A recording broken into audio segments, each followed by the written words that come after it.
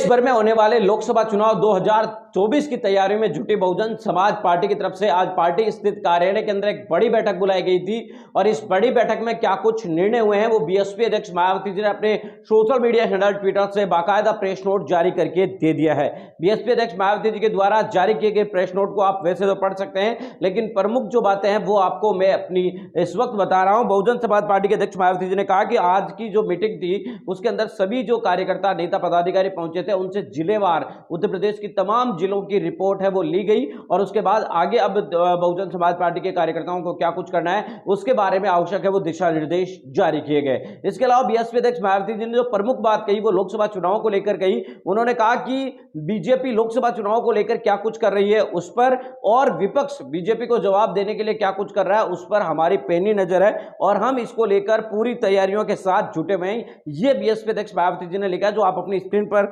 देख पा रहे हैं। उन्होंने लिखा है कि लोकसभा आम चुनाव की तैयारियों को लेकर आगे भी कार्यक्रम दिए गए हैं और बीजेपी सरकार के कार्यकलाप और बदलते राजनीतिक हालातों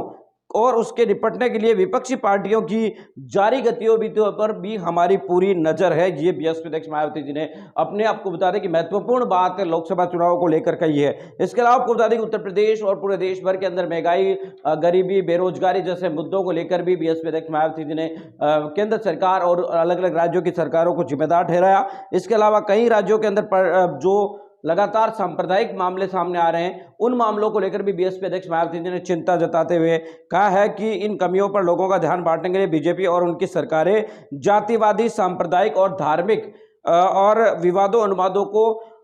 जानबूझकर पूरी छूट और सहयोग के आधार पर दे रही है, जिसके कारण प्रदेश ही नहीं बल्कि देश की प्रगति में भी काफी प्रत्यक्ष रूप से और परोक्ष रूप से प्रभावित हुए। तो यानी कि कुल मिलाकर बीएसपी अध्यक्ष मायावती जी ने यहाँ पर बीजेपी पर निशाना साधते हुए कहा कि जो देश भर में सांप्रदायिक माहौल जिस तरीके का बन रहा है, जिस तरीके की घटनाएं घट रही है, इसमें पूरी तरीके से सह बीजेपी के कार्यकर्ताओं को दी गई है बीजेपी सरकार के द्वारा और उसी के कारण पूरे देश भर के विकास की प्रगति के अंदर अप्रत्यक्ष और परोक्ष रूप से प्रभावित है वो पूरा देश हुआ है। मिलेंगे इस वीडियो अपडेटों के साथ। अब तक आपसे लेते विदा, लाइक कीजिए, कमेंट कीजिए और शेयर करना बिल्कुल ना भूलें। साथ ही आपको बता दें कि इस बैठक के लेकर आपका क्या कुछ कहना है वो कमेंट करके जरूर